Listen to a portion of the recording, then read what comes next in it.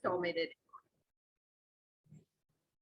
This is being recorded. I Oh, don't heck know. yeah. The CIA might be after me. So anyway, thank you all for being here. It's so wonderful to see Sawana. Hello. And oh, Jimmy, hi. Anyway, so I want to introduce my friend Carrie Stone. I first met Carrie when she was 16, 15. Her father was my boss at Colorado University of Iowa. So we go way back. And then one day I got a message that Carrie Stone was living here in Eugene and worked for the Eugene Ballet. And I said, well, of course, this is somebody I know. And of course she's here. And I asked her to present to us because she is just doing an amazing job of promoting the ballet. And there's a performance that's coming up that just sounded so fantastic. I wanted her to tell you about it before it happened. So without further ado, it's always for Carrie Stone. Everyone, and thank you, all of you guys at home joining us in. As Laura said, I am the Associate Director of Donor Engagement with the Eugene Ballet Company. And so I am here to speak a little bit about Eugene Ballet, Eugene Ballet Academy, Eugene Ballet Youth, the new Midtown Arts Center that we just opened up a little over a year ago, or almost a year ago now, and to give you some information on that upcoming ballet that Laura mentioned. So just a brief history. Eugene Ballet was founded in 1978 by Riley Grannon and Tony Pimble. And it has become one of the West's busiest and most versatile professional dance companies. Its first full-length ballet, Cinderella, was performed at Sheldon High School in 1979, and now 42 years later, it opened our triumphant return to live performance earlier this season, which included 34 of our Academy students in it. Our Nutcracker had 140 of our Academy students performing in it this past December. So our Academy is definitely coming back in full swing. In September of 1982, Eugene Ballet then helped open the Holt Center, and we are now one of the resident performing companies for the Holt Center. We celebrated that with 3 pieces: Bluebird, Pas de Deux, Corsair, Pas de Deux, and Firebird. And some of you may have been around for the opening of the Holt Center, I don't know. Or others of you may have seen recreations of some of those ballets I just mentioned, Firebird being one of them. But all those creations have all been under the direction of our artistic director, Tony Pimble. She is now the longest standing artistic director of female artistic director of any ballet company in the United States, which is a huge. So right now, our next ballet, Celebration of the Uncommon Woman, highlights not only her achievements over the past 42, almost 43 years so far, but the achievements of some other choreographers in the area. Following its mission to create, perform, educate, and inspire through the art of dance, foster cultural collaborations, and increase access to the arts, Eugene Ballet serves as a leading advocate for increased access to culture through scholarships for our dance training, at our academy, community outreach programs offered through our Eugene Ballet Youth Group, and sharing its new home at the Midtown Arts Center with 7 other nonprofit arts organizations.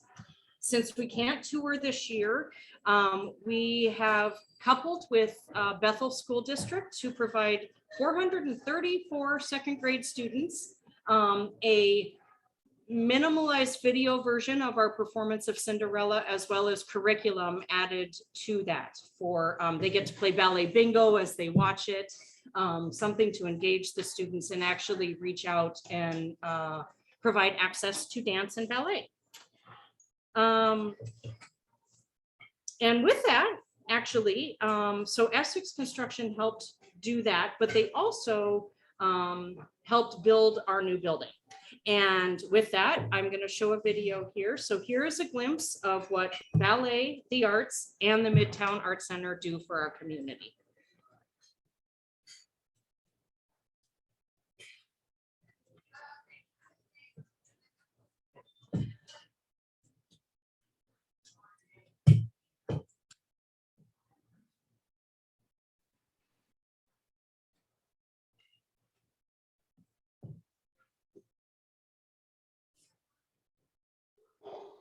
All right, the first one is Dance Week, yeah?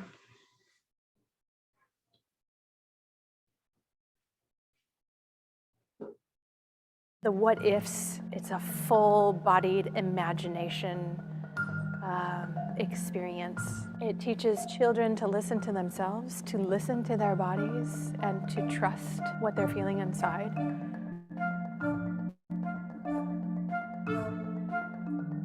My name is Arya and my age is 8. What I like about dancing is the movements, like feeling like a little worm or feeling free. I feel like when I dance, I can express my emotions and express really anything I'm feeling at the moment that it's hard to do with words. Learning to take 10 young dancers and make them move like one person in time, and that sensitivity to other people and where they're at. I feel like dance has given me the opportunity to learn about teamwork. It teaches me dedication and responsibility, definitely. Time management, going to school in the morning and not getting home until 9 o'clock at night. I have to plan my whole day out. There is a rigor to what we do. There's a physical rigor.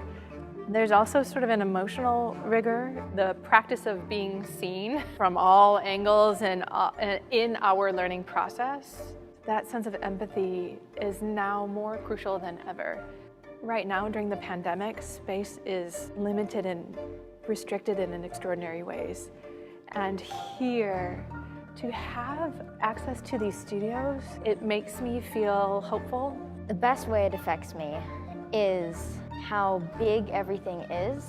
It helps me figure out that there's no boundaries in dance. The space that we can bring a lot of the dance community together, whether it's teaching classes or doing large workshops or seminars. The arts are to the core of this community. To have this kind of a facility, that space to move, and just the lightness of the atmosphere here is very critical, I think, for this community.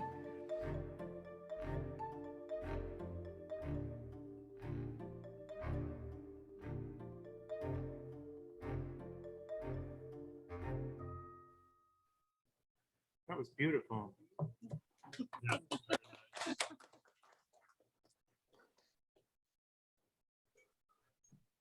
All right. So when Riley and Tony founded Eugene Ballet, they also became owners of the ballet school Ballet Classique and renamed it Eugene School of Ballet, and then renamed it to Eugene Ballet Academy in 2006. Now in its 43rd year, Eugene Ballet Academy serves students of all ages from 2 to 74 and offers a variety of dance styles, not just ballet. So there is something for everyone. I myself actually take a tap class at Eugene Ballet, and the students' ages are anywhere from 10 to 51. So yes, so we currently actually have 58 adult students registered in our various classes that we offer. It is above, we have reached now above our pre-pandemic numbers. We have currently 318 students total, 58 adults, as I spoke of, and we continue to add more classes since the need has increased. With the pandemic, I think the isolation kids were feeling, especially little kids, we've expanded our adult classes and our young kids classes the most, because that is where the biggest need has been coming from. I don't mean to keep not looking at you guys too here on the computer. I'm sorry. I'm a theater person by nature, so I know how to address my room, but these camera things I'm not used to looking in the camera. So I apologize at home to all of you. But anyway, we are back up to higher than our pre-pandemic numbers, just due to the increased need in our community for a release of emotion, a way to express grief, loss, all the things that these kids have endured over the past couple of years due to this pandemic. And every year, Eugene Ballet and Eugene Ballet Academy offers anywhere from $40,000 to $50,000 in scholarships for underserved communities and children to be able to attend. I imagine that's going to have to increase after these next couple of years, just because job loss, home loss, lots of different things that kids are going, and we want to make sure to provide that access to that outlet. We do also, in addition to that, we do offer hybrid classes for anybody who wants them. We did strictly Zoom classes to begin with, even though we had this beautiful new facility. We couldn't bring children or anybody into it, including the dancers and the company. Now we can. We are doing it safely. We have an ionized air filtration system that we were actually fortunate to be able to add in during the building because of the pandemic. So building production stopped on the new Midtown Arts Center, and we were able to actually incorporate some new things that help keep that facility even more safe. Knock on wood, we have been very fortunate that we have not had an outbreak at all, period. So that's wonderful. We are excited as well to be back competing in April. Our Eugene Ballet Youth is going to be out doing competition work, and we are going to, Eugene Ballet Academy is also hosting the Northwest Dance Festival here in March. So we are excited to be able to get back to some normalcy with what it is we do for our community, as well as our performances at the Holt Center. So as you saw in this video, though, that we just saw, Eugene Ballet is now in our new home at the Midtown Arts Center located at 16th and Pearl Street. One of the things I wanted to do for you all today too, Laura has actually been on a lovely tour, but I would love to offer any of you who want to come for a tour to the new Midtown Arts Center. There's no charge, obviously. This is free. This is a community building. But we do rent out conference rooms. We do rent out some of the studio spaces, and it would be great to just provide you. We do also have an art gallery on the ground floor that we change out artists all the time. Well, not all the time, but we are now on our second and third artists in our art gallery display. And so one of the things I do have is a sign-up sheet. If you're interested in possibly coming for a tour, I'd be more than happy to provide anyone who wants that a tour of the new Midtown Arts Center. We were going to have our grand opening on February 27th, but obviously we are needing to postpone that. So individual tours, and you do have an opportunity possibly to see rehearsal. So that's always an exciting behind the scenes thing to be able to come to. We opened it almost a year ago, and the building houses the Lane Arts Council, Chamber Music Amici, Eugene Opera, Eugene Concert Choir, the Pacific International Choir Festival, Orchestra Next, Insta Ballet, and then Eugene Ballet and Eugene Ballet Academy. We have studio and conference rooms available for rental, and we are happy to discuss and work with you on whatever your needs may be. I do need to make it known, though, we are not an event center. We can't provide you well, we can get things catered in, but we don't have a kitchen to cook in or ways to heat up food or anything like that. But we do have a very lovely facility that can accommodate quite a bit. 174 East 16th Street. There are condos above the building on 1600 Pearl Street. So the entrance is 1600 Pearl Street, but the entrance to the arts facilities are on 16th. Cool. The rotating art gallery, invite to tours. And currently right now, the artists though that we have in the art gallery are Erica Wolf and Michael Malloy. And so if any of you know them, their artwork is hanging up currently in the Midtown Arts Center. And The next thing I'm going to show you or talk to you about is our upcoming production of Uncommon Woman. And with that, I'm going to actually show a video first.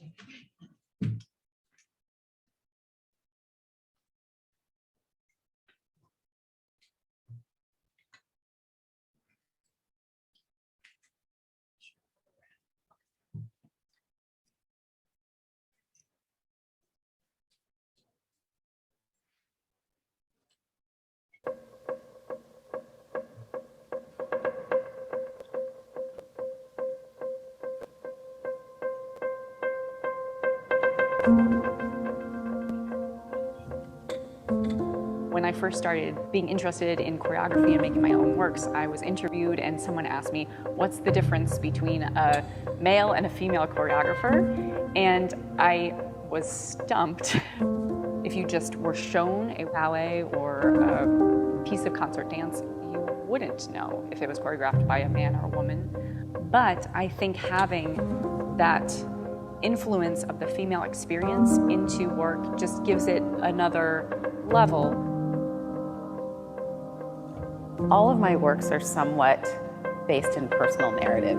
I don't usually give the dancers or the audience a story, A, because it's personal, but B, because I think then it doesn't give people the opportunity to see what they see in it, and it doesn't give the dancers the opportunity to bring themselves to it if they're trying to depict my story as opposed to their story within a framework. My piece for this production is a ballet in 3 movements, and I'm taking the title for the piece from the Latin Alis volat proprius, which is actually the state motto of Oregon, which translates to "she flies with her own wings." It's an exploration of my own experiences as a woman, and also a look into finding an independence from the need as a woman to be and do and have it all. 30 years ago, in the spring of 1992, we did a celebration of the Uncommon Woman. I wanted to showcase women choreographers, and for that show, we had 5 choreographers, 5 composers, all of them women. Now more than ever, as we see an increase in women choreographers and their work being shown, it was important to me to have an opportunity 30 years later to say, yes, we did this 30 years ago, and look where we have progressed to.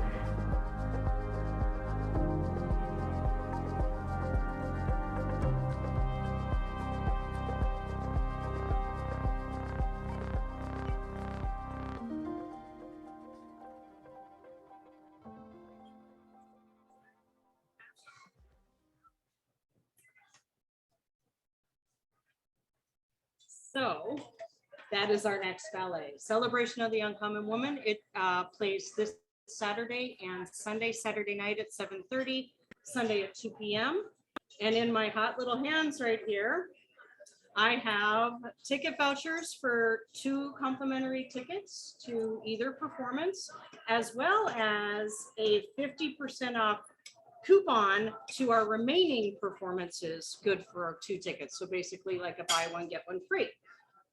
You guys deal with your raffle, but just know there's some hot ticket items literally sitting in the room here. So other than that, does anybody have any questions about anything at all, either at home or yes, in the room? What's Tony Pimble like? What is Tony Pimble like? And what does that say about what it takes to become the longest serving female in the country? Well, Tony Pimble is an amazing creative force. She is a very humble woman as well. I think she loves ballet, and she loves to share ballet with anybody. To watch her in creation and working with the dancers and stuff like that, it's just I think a lot of people have this image of dance and ballet to be this really strict, firm, and you're going to get that step right, and you're going to do this. And I said, and she is the absolute opposite of what you may think a ballet company should be, or may have been typically. And ballet does have a perception about it as in kind of an elitist type thing, or a well-to-do, I guess, maybe, and it is not that way at Eugene Ballet Company at all. Tony has made this company welcoming to all people. They don't have strict rules and guidelines for the dancers that they accept into the company. They audition anybody who is interested in auditioning for them, the aspirants to the actual company members. She's just a delight. I mean, what you saw in that video, that's how she speaks all the time. She's very clear, she's very precise, and she's very personable and very lovely. Yeah. So that's, I guess that. You guys for the school. You get cultural trust money? We do get some, yes. In various capacities, we do get cultural trust money, yes. So definitely make sure to give to the cultural trust at the end of the year with your other donations you may make. So anyway, any other questions? Yes, sir. Carrie, the members of the ballet, the dancers, are they full-time professionals? Do you bring in dancers from the side? Okay, great question. Yes, all our company dancers are full-time professional dancers for our company.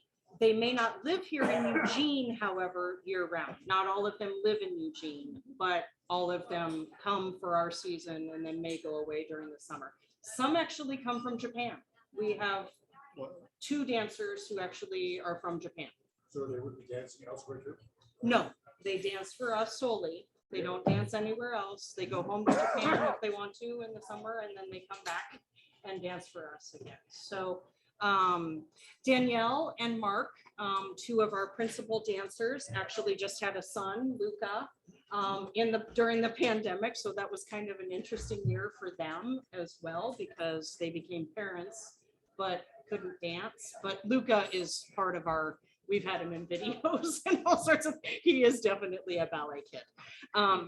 And then other than that, we have 1 native Oregonian dancer, Reed, who's from Corvallis originally, but he lives here in Eugene. Several of them live in Eugene, and believe it or not, though, they have to have other jobs. That's what I was wondering. Especially not the principals per se, but definitely the aspirants carry multiple jobs. You'll see them at Trader Joe's, or some work at an eyeglass place, some work at Beer Stein. So yeah, so they are aspiring to be a professional dancer in a professional company. One of our local Eugene residents too, who grew up with the ballet company, now dances for the New York Ballet, actually. So not only do we train professionals to go elsewhere, we get professionals from other places as well. How many professional members does that have? We consider them principal dancers is what we call them. We have 4 principal dancers. We have then, I think it's about 11 company dancers, male and female. And then we have aspirants, and I can't remember how many aspirants we have currently right now, but those are the 3 different tiers. Yes, but usually it's the aspirants who have to work multiple jobs. They're right out of college usually too. And they come join us that way. Yes. Sure. No, go ahead. I don't have a question. Do you ever do cultural exchanges with the federal government? That I don't know. I don't think government issued, no. I think Tony auditions who and how she wants to, I think. But, oh, we have done international shows. Oh yeah, Tony's definitely taken the company internationally. Oh yes. In fact, earlier this year, and it wasn't international, but she has ballets getting performed at ballet companies around the country. So she just reopened Mowgli down in Florida last fall. We do our Nutcracker, Alaska performs our Nutcracker up in Alaska. We are associated with the Idaho Ballet Company as well as the Boise Ballet Company. And there's another one. Two of our guest choreographers for this upcoming ballet are from other states as well. But Sabrina, Suzanne, and Tony. Sabrina is the the dean of the U of O Music and Dance, and then Suzanne is our resident choreographer right now, and then Tony is our artistic director. Yeah. So it's guaranteed to be a good one. I granted, if you're not into the Super Bowl, you should come to this. So how about the choreography? We talked earlier about this rendition of the Who after the Eugene Ballet did their performance, and I thought it was the most creative ballet I've ever seen. I was really almost shocked at how interesting it was, and then to have the Who afterward at the Bolt Center, that was something. But who does the choreography? Well, Tony has done most of the choreography. So Tony plans our seasons about 7 years out. She knows what we're doing. She builds the costumes herself. Like it really truly is amazing. She literally does every concept and from the choreography through the completion of the overall look of it. It's pretty much her vision, and everyone supports her in that. And we all wear many different hats within the ballet company. So even though I'm a donor engagement person, I help with production work if it's needed. I'll volunteer behind the scenes. I'll do whatever they need to help get the production up and going. So. Any questions from home? Any people out there? Nobody's chiming in. Yes. I have a question, not directly related to the ballet. I mean, you are located in a luxury building, obviously done by commercial developers. Essex. How did this partnership with the nonprofit art sector come about? So that now all of a sudden we have all these arts organizations that are located at the bottom. Oh, because this is our second building. We actually were originally housed in the Midtown Arts Center on Willamette Street. Yes. Okay. So we just sold that building. This one just got built. So we did a capital campaign. We did a fundraiser. We had many people donate to it. We had some sponsorships as well. We are still shy of paying for that building though. So Eugene Ballet technically owns the building. Yeah, we own the building. Yes. So yes, and we did it through fundraising, basically. Yes. And again, we do still own it though. So the other arts organizations that are housed in there pay us rent to be there. The condos are they're a separate entity, but yes, Eugene Ballet Company owns the building. So I understand that who's the owner developer? He's from that family. They moved away from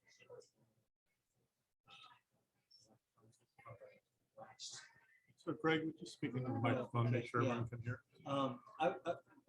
My understanding is that the owner of the building is the one that really came behind the arts.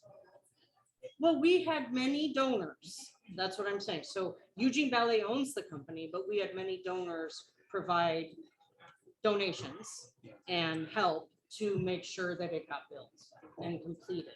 So within the building, we have different rooms, studio spaces dedicated, yes, to certain people and entities that helped us build it. But my understanding is, and maybe I'm wrong, but my understanding was the owner developed.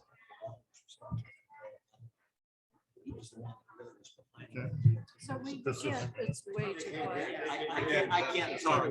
No, my only point was that my understanding was that the owner developer was the one that really drove the idea for supporting the arts and allowed that. Well, this was Tony's idea. They had to get out of that old building. They had low ceilings, they couldn't do anything. And so this was, Tony's vision was to create this building, yes. And so along with the Howlands. Yeah, that's who it And was, yeah. that's who you're thinking of? Yeah. Okay, so along with, yes, the Howlands and then Paul Dustrud Architecture. Yeah, They designed the building altogether. yeah. Yes, yes. So we have two more questions. Yes. One from Laura and then one from Heather. Yep, and I know we're running long here. So does the, if it's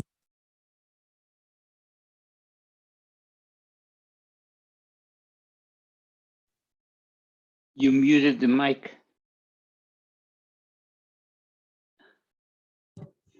How about now? There.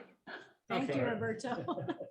So the question was asked if we get revenue from the condos that are above the art center. To my knowledge, no. Those are privately owned individual residences. Yeah, so those are purchased through, I mean, real estate and a real estate agent. And I don't know the ins and outs specifically of what that is, but nowhere have I seen revenue in our budgeting coming from that, from the condos To preserve their specifically. tax exempt Yes. status as a nonprofit, they have to do some legal acrobatics. Yes. That makes sense. Yes, yes. Thank you. Well, regardless of the revenue from the content, I am fascinated by the whole concept of this ballet that is about to be presented. And I was just really interested in hearing just a little bit more about the money that is or how kids are brought in with the money that you put into the community. Okay. Because there are lots of children who would never be able to afford ballet lessons and so if you could take a minute to process just kind of to of what that describe is, how or- the kids get to you and how you support them. Okay, Thanks. I think I feel confident doing it. So on our Eugene Ballet Academy side, like I stated earlier, we do try to give, I mean, in the past, it's been anywhere from $40,000 to $50,000 in scholarships. The process of doing that is honestly the parents or guardians just reach out to our academy staff, basically. There's a simple income statement type thing that they have to do, but we don't question people who come to us in need by any means. Again, I don't work on the Eugene Ballet Academy side of things, so I don't know their internal process, but I do know the process is number one, private, and number two, accessible to anybody who needs it, and we don't question the need. We just offer the best we can. Some of that is full ride scholarship. Some of that is just parents need maybe, just 1 month extra that they just kind of can't afford. So it does vary how we reach those students. When we were able to go out to the community and perform at schools and things prior, obviously we gained some interest through that. And again, like I said, people reach out to us with their need as opposed to us. They know it's available and they can come approach anybody about if they're in need of anything, but it's usually handled with internally and privately. So there's no public anything. Nobody knows if you're a scholarship student or not, unless you make that aware. I've got one question from the Zoom community here. Is there an age limit to learning ballet? Nope. In That was fact- easy, thank you. In fact, that's one of the things, like I said, we have added now an additional ballet foundations class. So we have different levels of ballet for adults specifically. Obviously starting with a very basic intro if you've never danced before, which is our ballet foundations, going up to a more advanced level class. And we have four different classes available in ballet specifically, as well as other classes for adults in the area. Well, they also teach tap. Well, we do teach tap. Like I said, they let me join the it's granted, it's a youth class for sure, but they definitely let me join it because I have tap in my background. And I was recently actually tapping at a senior center. I'm not a senior, but I was tapping at a senior center. And so I did have recent tap. So they let me join this class. Well, thank you very much. Yeah, thank you.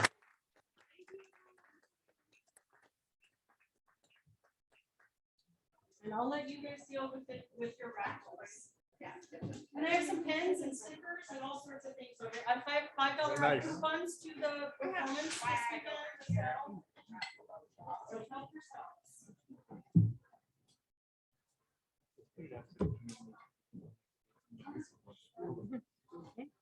All righty, so moving on. Next. Oh, okay. So unfortunately, Lisa was unable to join us for the evening, which is too bad because as our membership chair, she was going to run our next red badge ceremony. However, I have the script. I've done it before, so I am happy to do it.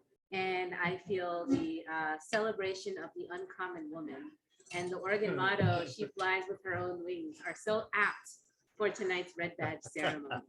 Now, usually we both stand up there, maybe sort of awkwardly, and I'd hand over some materials, but these days we've sent over the material electronically, and we'll get you that badge as soon as we're using badges again. But I'll begin the ceremony now. You don't have to stand next to me awkwardly while I do this, but I will call you out in just a second. Fellow Rotarians, I would like to present to you Emily Little, who is about to become the newest member of the Eugene Metropolitan Rotary Club. Emily, I'll call you up in just a second. I know you can't wait for it. Being a Rotarian means a commitment to the highest ideal of Rotary, service above self. To become a Rotarian is to join an organization whose members make an important difference in the quality of life in their communities and throughout the world. Being a Rotarian means being able to enrich the lives of others while enjoying yourself in the community of your peers. It is the doorway to a unique network linked by fellowship that spans the globe. Rotarians are committed to world peace and understanding.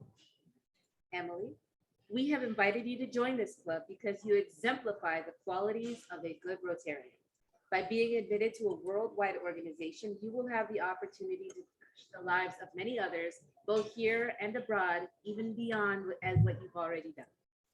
As a new Rotarian, you will have the following duties and responsibilities: maintain a high level of attendance, serve the club by doing club service, uphold the ideal of Rotary, service above self, advance from your temporary red badge to a permanent blue badge by accomplishing the tasks on the list you have received. Now I'll call you on up, please, so everyone in our virtual world can also see you.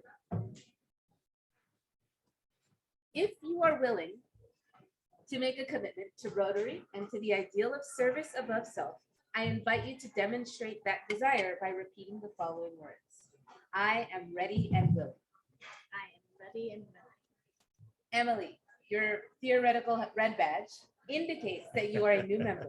And here is some additional information about Rotary in general and our club in particular in your inbox right now. Brian Reed has graciously offered to be your mentor to help you in these first months of membership. And when he's traveling, I will be happy to step in as well.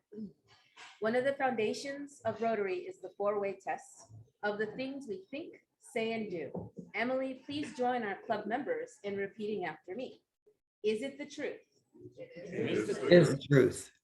Is it fair to all concerned? It is fair to all Concerned. Will it build goodwill and better friendships? Build goodwill and better friendship. Will it be beneficial to all concerned? It will be beneficial to all concerned. In the name of the Eugene Metropolitan Rotary Club, I hereby formally admit you to membership in this club. The red badge you will receive will be a symbol of your membership in Rotary. Wear it proudly. Please join me in welcoming Emily to the Eugene Metropolitan Rotary Club.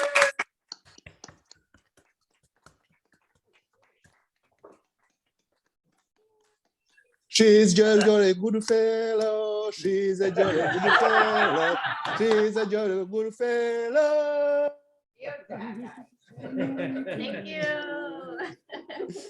Just thank you so much to Jessica for the invitation to join this wonderful group. Thank you to all of you for being so welcoming and for being such a wonderful international community in our little Eugene bubble. And so far beyond Eugene, it's so wonderful to be a part of such a rich group. And thank you to Ryan for the mentorship. And I look forward to working alongside all of you and getting to know all of you in the years to come. So thank you. Now we'll look for any announcements. And to start, does anyone have a birthday this week? Yes.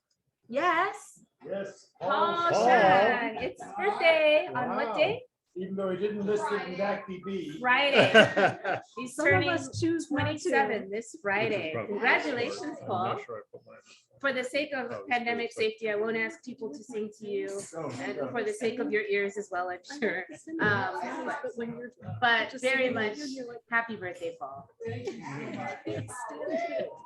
Happy birthday, Paul.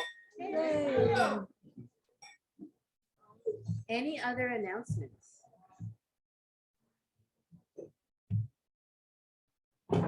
Okay.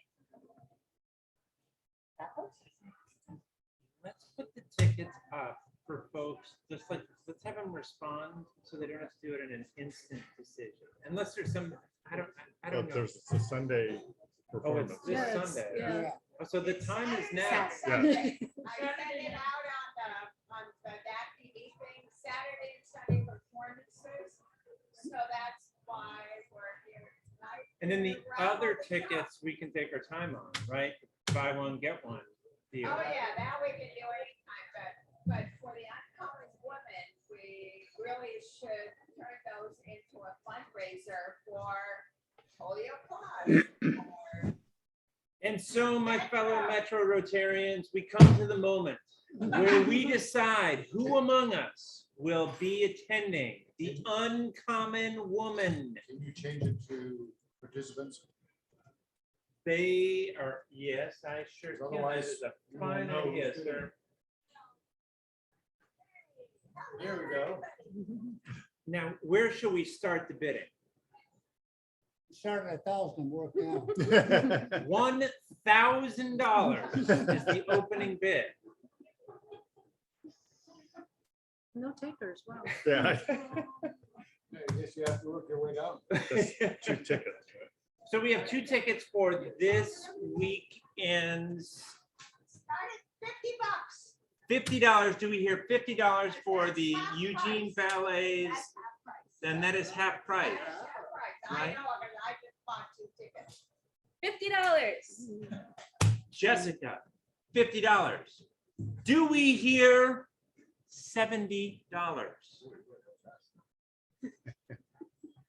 Friends? $50 going once. Roberta can't bid. I'll pick the 7. We got competition. We have $70. Do we have $80? Money bets. You bid 80, and you can take me. How many can you? Oh, that's adorable. That is 2 tickets, folks. This is an uncommon offer. She's gonna Not only that, but this benefits our club and our polio plus bucket. That's right. Our club. Our club and our rodeo polio plus, and so that is why $70 going once. $80. Rudy does want to take me. Aw. How was the deal I made? It's ever since we are at $80. Very good. Do we hear $100? What a nice, even, beautiful number, $100. I'll let you have them for 80. $80 going once. $80 going twice. 100. Oh, James, right at the end. Buzzer beater. What's a beater? All right, we are at $100. That was James. Way to go, James. Wow. So I guess we're in increments of 20. $120. there's another envelope with the same. Oh, fantastic. Fantastic. We have a winner. $20, thanks. I'm gonna donate this to my president because I'll be out of town. Oh, Oh, thank you, James. that's awesome, James. Thank you. And I'll let you do that other finagling, Laura, because that made sense to you. And well, we've got our peeps. I'm gonna let I'll contact the peeps about the ticks. That made sense to me. I'll talk with you after. Okay, any request for clarification can come in as happy dollars. Nice. Well done. Well done. And Cheryl will be collecting happy dollars. Are we doing Polio Plus tonight? I had a note that last week was supposed to be Polio Plus, Okay, so last week, but we did not do Polio Plus last week. Supposed to be the last week of the month. the last. Well, and we ended up doing that's right, because we ended up doing the Refugee Resettlement Center on the last Tuesday. So then we bumped it to last Tuesday and that didn't happen. So do we just skip it and save it for the end of February? I'm not sure what the protocol for that is.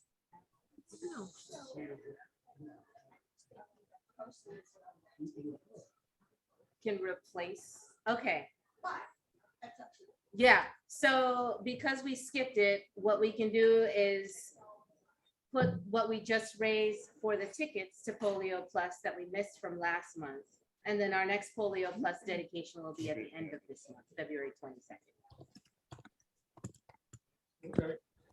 And that was $100, right? Yes. Or anybody can get more if they want. And now we're looking for happy dollars for anyone to give more if they want to. Well, I'm gonna do a double. We have a note from Jenny who had to jump off the Zoom meeting. She said she's going to Jersey Boys tonight and had to leave the meeting. Roger and I are home, so they're back in Eugene. And so happy to be here. I'll donate $10 for that. So I'm gonna take that as happy dollars. So, and then I wasn't here last week, so Cheryl put me down for 10 as well. Glad to be back, and our golf team won.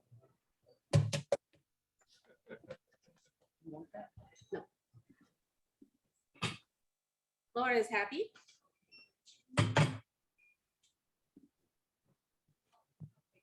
How happy are you, Laura? Well, it depends on whether I watch the news or not. Yeah, no kidding, right?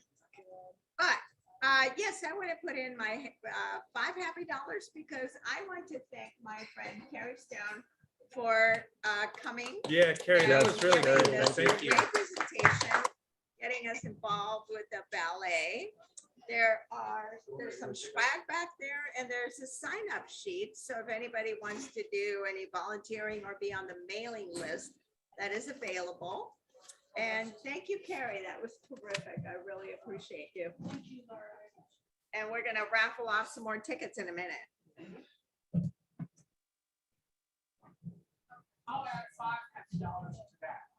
Who is that? That was Paul with $5 happy dollars, and he's doubling down.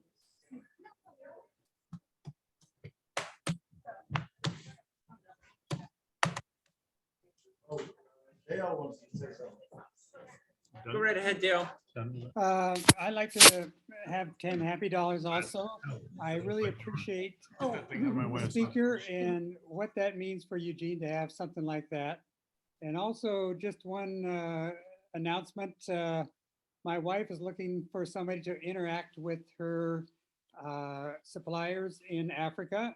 So if you're interested or know somebody who's interested in a full-time job, that's very exciting. She'd like to know, or you can tell me first. Oh, that's really. Wow. I'll travel involved. Thank you, Dale. I will contribute $5 happy dollars because I love the ballet. So thank you for that presentation. My dad is in town from California this weekend, so otherwise I would have been bidding on those tickets. Well, then you're in luck because we have another set of tickets that's very similar to the first, right? But they can be used at any point, right? I No, think it's the a same- point it's of the same. clarification, the winners of the tickets specifically for the weekend also get the 50%. Oh. And I just clarified an account, my accounting clarification, because I thought that they were for different dates. They're for the same date. And so we have our second place winner for the evening, Karen, who is donating an additional $70 for the second set of tickets. I knew that would work out. Thank you. And I'll just add happy birthday to Paul as part of the Happy Dollars thing. So I'm gonna jump in with Happy Dollars. One, because we just clarified that accounting. Two, because thank you, James, for your donation. And I would like to say, Emily, you're in luck because one of the people that won those tickets has a 50% off coupon that they're willing to share if to the extent you'd like to go to the ballet at any other point later on in the season. Three, my sister was just invited to interview for the accelerated nursing program at OHSU. So I've been trying to get her to come to Oregon from Sacramento for a while now. So maybe that is the first step towards success in that arena. And other than, just thank you, Brian, for doing a bajillion things at once since 4 o'clock today, preparing for the board meeting and playing videos and just making everything run so much more smoothly. So I'm very happy about that. So I'm so bad at math. I'm going to say that adds up to 10 happy dollars.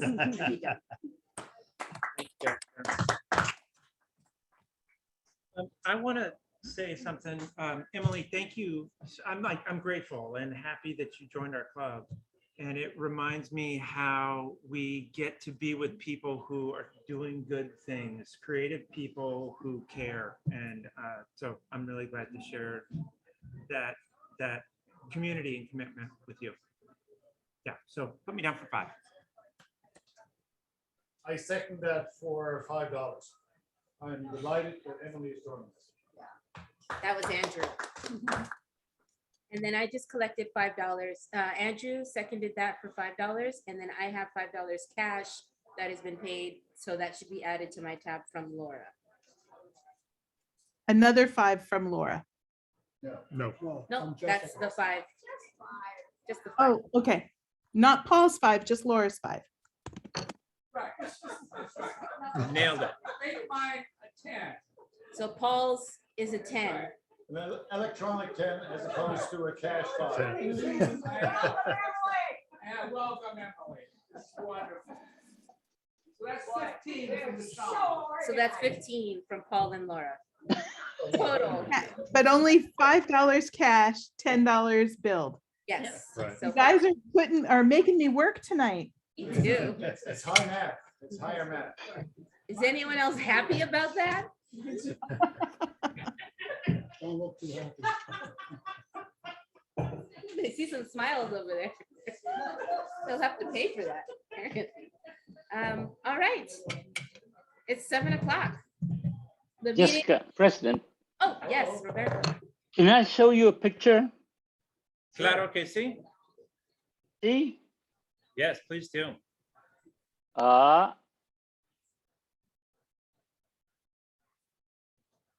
Here they are. Can you see it? Yes. Oh, stuff's coming in. Part of the equipment for the rehab center. Yay. We're already starting to install the equipment. Very cool. So we believe by the end of February, it's going to be everything. Just that. Well done. Thank you. Nice. Thank you very much for sharing that, Roberto. And on that note, this meeting is adjourned. Scott, we're gonna hang around for the fundraising. If you're available, if you'll make me the boss here. then we'll do that. Sawana, see you. I can use a visa tomorrow. Good night. Ciao, amigo. Hi, Roberto. Night. Hasta luego.